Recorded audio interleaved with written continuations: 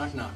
Who's there? It doesn't matter who's there, because in this modern day and age, people don't knock on doors anymore. People use doorbells. And guess what? Doorbells are powered by electricity. With a population of 86,000 in Carmel, Indiana, we need a better way to get our electricity. And geothermal and photovoltaic cells will be perfect for this. No matter what climate you live in, the temperature throughout the year varies. For some climates, that means blazing summers that cool to frigid winters. What many people don't realize is the temperature below ground, regardless of climate or season, stays fairly consistent all year. The ground is able to maintain a higher rate of temperature consistently because it absorbs 47% of the sun's energy as it hits the Earth's surface.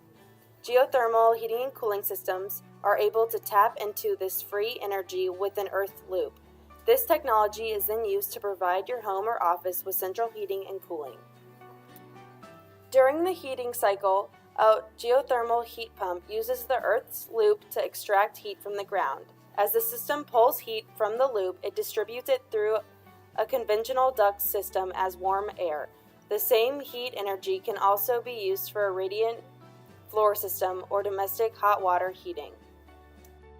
In the cooling mode, the heating process is reversed, creating cool, conditioned air throughout the home.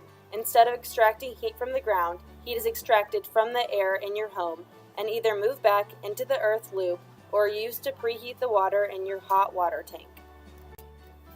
Depending on the size of the house, the dimensions of the geothermal heating and cooling system vary. Heating system prices vary depending on the size of the home. On average, the cost of the installation is between $20,000 and $25,000. Utility costs will have a payback within 5 to 10 years due to the 60% bill reduction. The lifetime of a geothermal system is also double that of a conventional system, lasting from 18 to 23 years. A homeowner in Carmel can expect to save about $1,600 in their utility bills each year. This makes geothermal energy a great investment for both you and the environment. Geothermal energy is better for the environment than all of the commonly used fossil fuels.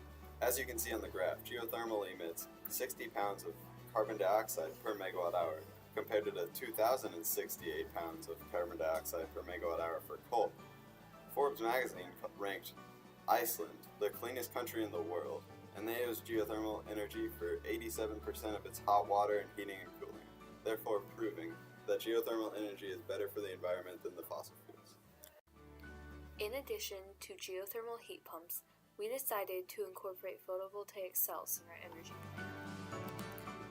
Photovoltaic cells use photons from the sun to directly generate electricity. These cells are made from a semiconductor, usually silicone. When the solar panels are exposed to light, the semiconductor absorbs some light and lets some photons through, knocking electrons free from their bonds. We can then manipulate these electrons to generate electricity, since electricity is just the flow of electrons in one direction. That current of electricity flows through an inverter and then a generation meter to power houses and other buildings. There are two types of photovoltaic cells, off-grid systems and grid-tied systems. Here in Carmel, we would probably use grid-tied systems. This kind is connected to the electric grid. Since we don't have enough sun to generate all the electricity we need, grid-tied photovoltaic cells would be the best option for independent buildings here in Carmel. There are two types of solar systems, grid-tie and off-grid.